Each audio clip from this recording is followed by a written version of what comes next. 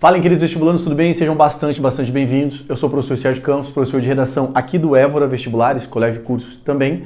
Sejam bem-vindos, tá? Vou fazer com vocês hoje uma revisão para essa prova da UFGD que acontece agora em outubro de 2023, tá? Sejam bem-vindos novamente. Vou trabalhar com vocês a parte também de linguagens, tá? Revisão de português. E já aviso vocês, tá, moçada? Esses vestibulares que nós temos aqui em Mato Grosso do Sul, a parte específica de redação, literatura, as obras literárias, a parte de história e geografia costuma ter um caráter bastante específico. Fica então a minha sugestão para que vocês entrem em contato com o Évora e adquiram, por exemplo, os cursos de História e Geografia regionais, além também do curso de Obras Literárias do professor Augusto Rosa. Uma dica muito importante para vocês estarem bem preparados para essa prova agora da UFGD. Meus queridos, de maneira inusitada, a prova marcou a sua data para outubro. A GD estava com um calendário bastante atrasado, tá? Esse ano agora, 2023, eles fizeram a prova em fevereiro. O ano passado a prova ocorreu em março. Então, enfim, a universidade agora começa a se ajeitar, tá, no calendário de vestibulares. O que é muito bom, porque o curso de medicina da UFGD é um curso bastante bem quisto. E não só medicina, relações internacionais, direito, tá? Uma universidade bastante renomada e merece esse ajeitamento de calendário. Para vocês hoje, tá, eu vou mostrar uma redação, a segunda maior nota de redação do último vestibular que ocorreu agora no ano 2023. E aí, quero avaliar com vocês alguns detalhes importantes, tá? Considerações iniciais muito boas. Primeiro, tá? A prova de vocês, tá? Período de inscrição começa dia 12 de junho, já começou, inclusive, tá? Tô gravando aqui, as inscrições estão abertas, vão até dia 1º de setembro, as inscrições para vocês, tá? Prova dia 22 de outubro, aluno de escola pública, tem inscrição gratuita, tá? E olha aqui, queridos, formatação da prova, tá? Prova vai acontecer num domingo, começando às 13 horas e vai até às 18h30. Pegando a UFGD, tá, moçada, e colocando como parâmetro as outras universidades públicas aqui de Mato Grosso do Sul, a GD tem uma certa vantagem porque ela te dá meia hora a mais. Então você tem o FMS e o EMS, que são 5 horas de prova, a GD colocando agora 5 horas e meia. Talvez te ajude mais na parte da redação. Mas enfim, tá? Interessante, você vai ter a prova de redação, vai ter a nota de 0 a 10, e eu vou mostrar para vocês, tá, como que é essa distribuição. Porque olha que interessante, tá, queridos? É muito bom vocês saberem que, a depender da prova em que você fizer, você tem características diferentes. Eu me recordo, tá, queridos? Foi exatamente em 2019, eu fui montar uma turma nova de meio de ano, e aí eu lembro de um pai comentando, né, que o filho dele iria fazer o Enem e o Unesp. E como era tudo dissertação de 30 linhas, aquele curso atenderia. E era um curso de Enem. E eu falei pro pai, olha, desculpa, só fazer uma ponderação, não é a mesma coisa. Porque muitas vezes, tá, queridos, é dissertação 30 linhas, então é tudo igual. Não é tudo igual, não é tudo igual. Vamos pegar, por exemplo, o Unesp, que realiza provas aqui em Mato Grosso do Sul. A prova de redação da Unesp tem 3 critérios de competência. Prova de redação do Enem tem 5 critérios de competência. Para você ter uma ideia, a UFGD tem 4 critérios de competência. Então, por uma questão inicial muito óbvia, são réguas diferentes, são padrões diferentes. E vamos entender um pouco como que funciona aqui na UFGD. Acompanhe comigo. Esse é o edital. Tá, moçada? O edital é a constituição, é a lei máxima do que vai reger a sua prova. No edital do UFGD, você tem 4 competências de notas. É muito interessante, tá, moçada? Porque assim, a primeira é registro formal da norma culta. Então, óbvio, tá? Todo vestibular sempre dá uma nota específica para a norma culta da língua portuguesa. A UFGD não vai ser diferente. E aqui a gente tem uma matemática básica bem simples, tá? A nota é de 0 a 10, são 4 competências, então cada competência vai atribuir 2,5 pontos, tá? Então, de 0 a 2,5 para a sua norma culta. Para você desenvolver o tema, selecionando, relacionando, organizando, interpretando informações, fatos, opiniões e argumentos em defesa de ponto de vista. Se eu não me engano, tá, queridos? Aqui converge com o Enem a competência 3. A competência 3 do Enem é basicamente isso daqui, tá? Demonstrar domínio da estrutura dissertativo argumentativo em prosa com atendimento a um plano de texto. Vocabulário que não tem, por exemplo, no edital nas competências, por exemplo, do Enem, que é a questão de plano de texto. Basicamente, qual que é a ideia do plano de texto, tá, queridos? Você vai ter ali na introdução, no seu primeiro momento, como se fosse um spoiler do que você vai dizer, do que você vai escrever. Então, plano de texto, projeto de texto, é você colocar na introdução, teoricamente, as 2 linhas argumentativas do que você vai escrever, o argumento 1 e o argumento 2, e basicamente o seu texto mostrar que esse plano de texto foi efetivado. Isso que seria essa estrutura do dissertativo argumentativo, e eu vou mostrar na prática para vocês com a redação de hoje. E o último, tá? Conhecimento de recursos coesivos necessários. Aqui você vai evitar repetir palavras muito próximas, e para isso você tem a questão de sinônimos, pronomes, tá? Há também a questão de você utilizar articuladores textuais, conjunções, tá? Enfim, esses são os 4 critérios de notas. Para você ter agora uma noção muito específica da UFGD, eu coloquei aqui para vocês, tá, moçada, o como que essa nota ela vai colocar de maneira quebrada. Olha que interessante, tá? Você tem 4 níveis de nota para cada competência. Nível 0, 1, 2, 3 e 4. E o quebramento dessas notas. Nível 1 vai ser 0,60, nível 2, 1,25. Porque 2,5 para você dividir em 4, né? Fica mais delicado. Então a GD já deixou bem claro, tá? E é muito interessante que a banca costuma cumprir muito bem essa parcial de notas aqui. Então, tecnicamente, tá? 1,25 se você tem, de repente, ali um domínio insuficiente da língua portuguesa. Se o seu domínio é bom e você tem poucos desvios gramaticais, é 1,85. Agora, o seu domínio é muito bom e são raros desvios gramaticais. Uma nota máxima, tá, queridos? Em Noma Culto não é porque não vai ter nenhum deslize, nenhum erro. Vai ter erro, mas ele vai ser raro, tá? Competência 2, que é muito importante, tá? Desenvolver o tema relacionando, organizando, interpretando informações, fatos e opiniões em defesa de um ponto de vista. A mesma divisão de notas, tá? 60, 1,25, 1,85, 2,5. Essa é a gradação de notas que a GD vai colocando, tá? Se apresenta boas informações, você extrapola as 10 textos motivadores. Então olha que interessante. Até aqui, o aluno, ele basicamente se limita aos textos motivadores. A GD, tá, queridos, ela tem um perfil diferente, por exemplo, de UFMS e UEMS, porque a GD coloca muitos textos de apoio. São quase 2 páginas só de texto de apoio. E os textos de apoio são bons, tá? Aqui fica uma orientação muito importante para vocês. Os textos de apoio que têm aparecido nos vestibulares da UFMS têm sido textos de apoio muito ruins. Eles não têm ajudado muito os alunos. Na UFGD os textos de apoio são bons, né? São até quantitativos. Agora, você tem um salto quando o aluno assim, ele extrapola a ideia do texto motivador, que daí você tem uma nota maior do que isso. Então, basicamente, o seu repertório, tá? De que você vai argumentar na sua redação. A competência 3, muito interessante, você mostrar um domínio interpretativo argumentativo. Então, está bem demarcada a introdução, o desenvolvimento e a conclusão. Essa boa demarcação, poxa, apresentou o tema e o projeto de texto, cumpriu esse projeto de texto, fez uma conclusão, uma retomada, uma síntese, tá ótimo, cumpriu o que precisa da estrutura do texto citativo. E, mais uma vez, esses mesmos níveis de nota relativos à questão de elementos coesivos, tá? Emprego muito bom, diversificado de recursos coesivos, coesão referencial, sequencial, sem problemas de quaisquer ordens. Então, por exemplo, você falou um fato problemático, ponto. Além disso, é um articulador que dá a ideia de adição. Então, você falou de um fato problemático, o além disso antecipou que você vai apresentar outro fato problemático. Então, basicamente, isso que é a consistência do que se coloca. Vou dar um exemplo muito concreto para vocês, tá, queridos? Eu tive, em outros anos, né, e houve alguma reincidência disso, alunos que, por exemplo, utilizavam o articulador não obstante. E era uma coisa estranha, porque, assim, estava com uso incoerente, né? O Brasil tem problemas sociais, ponto. Não obstante, há também problemas... E assim, qual que é a incoerência disso daqui, queridos? Não obstante é uma conjunção concessiva. O que isso quer dizer? É a ideia de oposição. Não obstante equivale a embora, apesar de... Ou seja, quando você utiliza esse daqui, é para dar uma ideia de oposição. E eu vi muitos alunos utilizando como se fosse uma ideia de adição. Tá? O Brasil tem problemas sociais, não obstante problemas educacionais. Como se fosse somatizar. O aluno perderia ponto, por exemplo, concretamente aqui. Tá? Às vezes o aluno vai começar o desenvolvimento 2, ele coloca, portanto... Peraí, portanto é uma construção conclusiva, tem que estar no último parágrafo, não no segundo da argumentação. Então esses deslizes são considerados aqui na competência 4. Quero mostrar para vocês, tá, queridos, o perfil de temas da UFGD. Como que a UFGD tem desenhado o perfil de temas dela? E aqui é muito interessante que você vai perceber que a UFGD tem um viés social muito forte. São temáticas sociais muito reincidentes, muito comuns. Por que eu estou falando isso? Pega vestibulares de São Paulo, então às vezes eles fazem muitas temáticas abstratas, conceituais, muito filosóficas. A GD não, tá? É muito interessante, tá, queridos? A GD, por exemplo, ela colocou sobre alguns artigos, algumas leis, por exemplo, sobre direitos humanos. Então, assim, esse é um perfil da universidade. A universidade tem um engajamento social muito forte. E isso transparece aqui, por exemplo, na parte dos temas. Coloquei para vocês, tá, os últimos temas que caíram, vou pegar para vocês os 3 últimos, só para a gente ter uma noção um pouco mais recente, tá? 2021, influenciadores mirins e cultura de likes.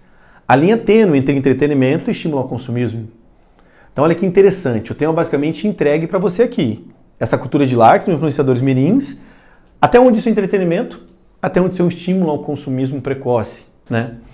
Então olha a questão do viés problematizador de um item social. Penúltima edição, segurança alimentar no Brasil. Direito fundamental de todos, mas incerteza para muitos. era um tema muito em alta, né? O Brasil nos últimos anos cresceu muito a insegurança alimentar, o quadro de fome no Brasil cresceu muito, a GD foi lá e trabalhou isso. Agora, olha como que a GD, ela pede conhecimento social da sua parte. Olha o último tema, queridos. Olha que pesado, do ponto de vista de cidadania, de sociedade, de conceituação, o tema da GD, ó. Democracia e cidadania. Institutos complementares para a promoção da justiça social e consolidação da dignidade humana. Olha como a veia foi de uma veia social esse último tema da GD. Então, aí que você pega coisas que são muito bem casadas, tá? A GD está pedindo, por exemplo, normas, leis brasileiras. E assim, aqui você vê princípios basilares, por exemplo, da nossa Constituição, como a democracia e cidadania. Contaria muito aqui a sua base de filosofia e sociologia, evidentemente, né, a sua boa assimilação de história, né, os fatos históricos que formaram o Brasil.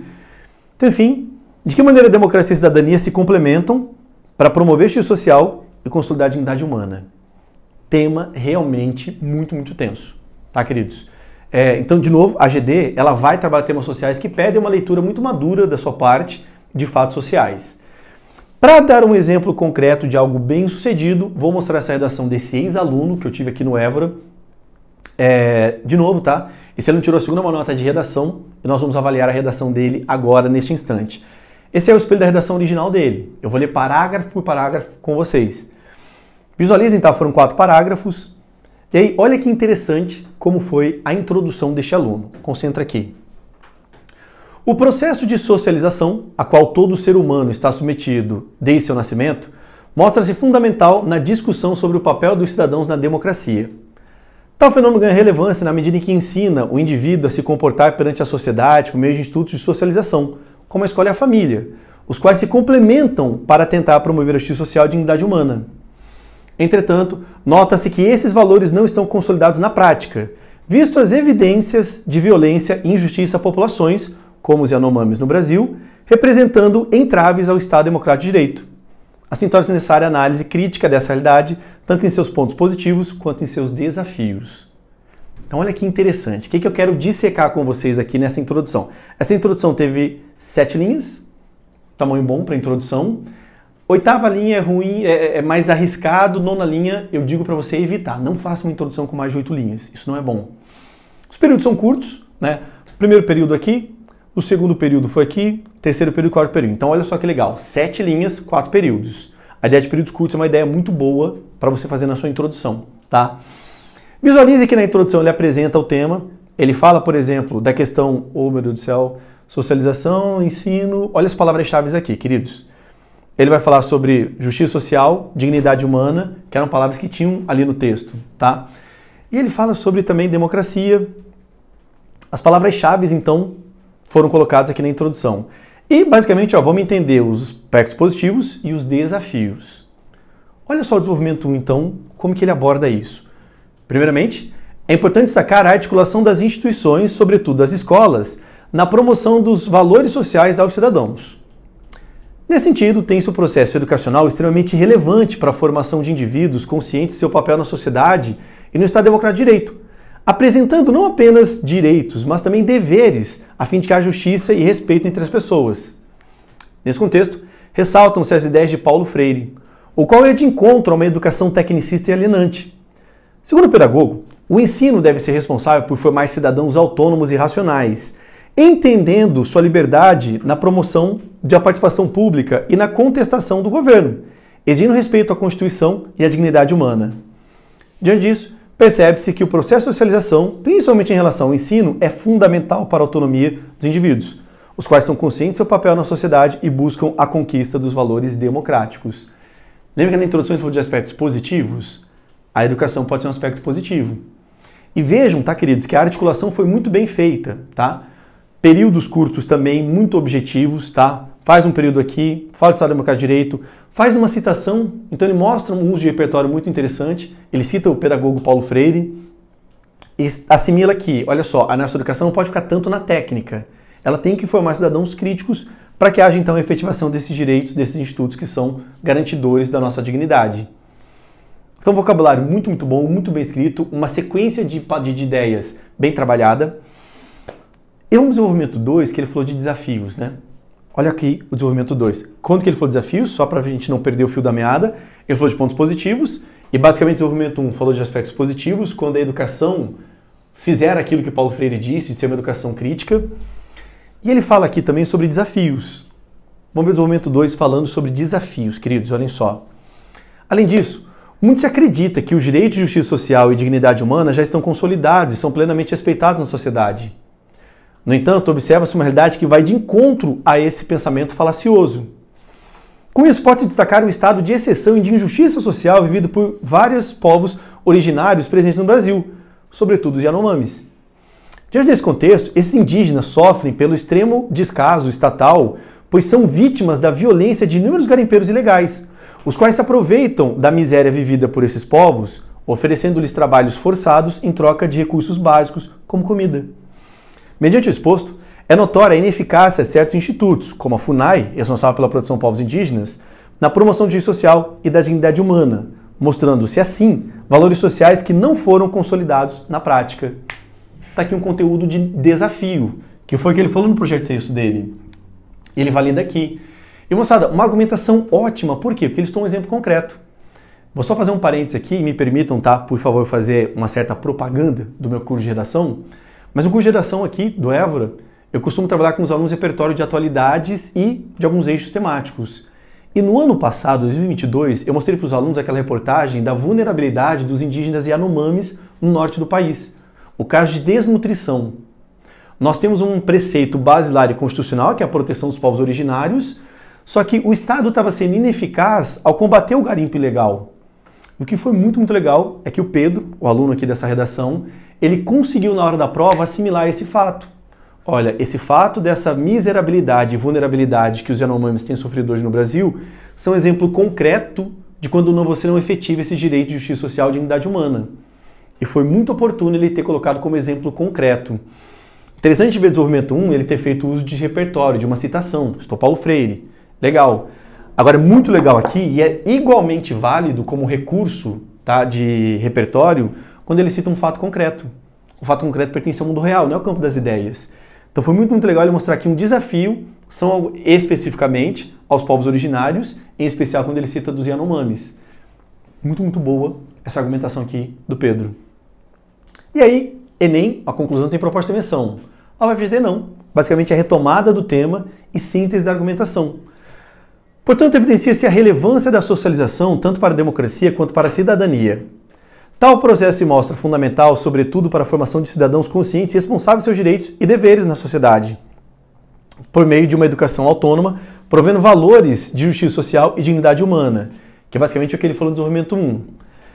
Todavia, percebe-se que esses direitos não são plenamente consolidados na prática, o que pode ser exemplificado pela situação da população, da penúria vivida por vários povos originários, principalmente Yanomamis, representando uma ameaça ao Estado Democrático de Direito, que ele falou no desenvolvimento 2, né?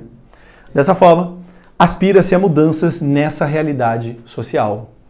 Sintetizou o tema, sintetizou o argumento 1, sintetizou o argumento 2. Ótima conclusão que ele fez aqui na redação dele. Moçada, essa redação aqui, e aqui o aluno mandou não só o espelho da redação original dele, mas ele mandou também as notas que ele recebeu. A pontuação de redação foi dessa, a nota dele foi 9,25, tá? Vocês viram no edital que redação tem peso 40? Então você faz uma proporção lá, enfim, de 0 a 10, que é a percepção mais didática que nós temos, ele tirou 9,25. Então, competência 1, nível 5, tá? Basicamente assim, 2,25 foi quase a nota máxima. Competência 2, ele tirou 2,5, que foi a nota máxima, na parcial. Na competência 3, ele tira 2,25, na competência 4, 2,25 também. Então, na competência 2, nota máxima, competências 1, 3 e 4, a segunda maior nota, tá? E para ter tirado esses 2,25, né, um cortou da nota máxima e o outro não. E aí deu essa média. As correções da UFGD, moçada, são muito, muito boas e muito claras, muito justas. Nos últimos anos, o FMS e o EMS têm trazido muitos problemas de incoerências de nota, de uma inconsistência muito grande nas correções de redação. A UFGD fica aqui um reconhecimento e uma parabenização muito grande. A UFGD tem ótimas correções, eles são incríveis como correção. E falando de coisas incríveis, este foi um ex-aluno incrível que eu tive a oportunidade de dar aula aqui no Évora, o Pedro Onofre. Pedro passou por medicina na UFGD e passou por medicina também na UEL, na Estadual de Londrina. E aí, ele fez essa redação, que foi, de novo, a segunda maior nota ali de redação da UFGD, e fica essa redação como uma orientação concreta e clara para vocês nessa prova que está por vir aí agora em outubro, tá? Meus sinceros desejos de boa prova para vocês, que vocês desfrutem de toda a revisão aqui do Évora, tá? Que vocês vão ter aqui uma revisão completa, já é o terceiro ano de material e de conteúdo para essas revisões da prova do EGD. Ótima prova para vocês, bom estudo, sucesso, tchau, tchau, pessoal!